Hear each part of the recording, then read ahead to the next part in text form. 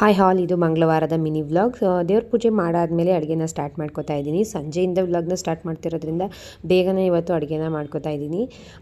ಗುಡ್ಗಾರ ಇತ್ತು, ಹಾಗಾಗಿ ಮೊಳಕೆ ಕಟ್ಟಿದ ಕಾಳಿತ್ತಲ್ಲ ಅದನ್ನೇ ಬೇಯಿಸ್ಕೊಂಡು ಒಗ್ಗರಣೆ ಮಾಡ್ಕೊಳ್ಳೋಣ, ಅನ್ನ ಮುದ್ದೆ ಮಾಡ್ಕೊಳ್ಳೋದಕ್ಕೆ ಸರಿ ಹೋಗುತ್ತೆ ಅಂತ ಬೇಗನೆ ಬೇಯಿಸಿಟ್ಕೊಂಡೆ.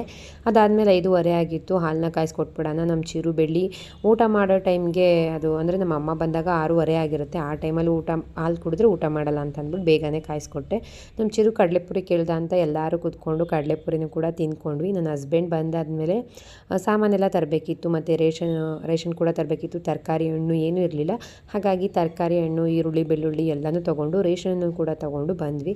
ನಮ್ಮ ಅಕ್ಕ ಫೋನ್ ಮಾಡಿ ಚಿಕನ್ ಮಾಡಿದ್ದೀನಿ, ಅಡುಗೆ ಏನು ಮಾಡಿಬಿಡ ಬನ್ನಿ ಅಂತ ಅಂದ್ಲು. ಹಾಗಾಗಿ ಮಳೆ ಬೇರೆ ಅನ್ನಿತಾ ಇತ್ತಲ್ಲ, ಹುಡುಗರನ್ನೆಲ್ಲ ಕರ್ಕೊಂಡು ಹೋಗೋಕ್ಕಾಗಲ್ಲ ಅಂತ ನಾನು ಏಮಂತ ಮಾತ್ರ ಹೋಗಿದ್ವಿ. ಈ ಥರ ಫ್ರೇಮ್ ಮಾಡಿಕೊಡು ಅಂತ ನಮ್ಮ ಚಿನ್ನು ಕೇಳ್ತಾ ಇದ್ದ. ಅವನಿಗೆ ಮಾಡಿಕೊಟ್ಬಿಟ್ಟು ಅಲ್ಲಿಂದ ಪಾರ್ಸಲ್ನ ತೊಗೊಂಡು ಹೊರಟ್ವಿ. ಇವತ್ತಿನ ವ್ಲಾಗ್ ಹೀಗಿತ್ತು.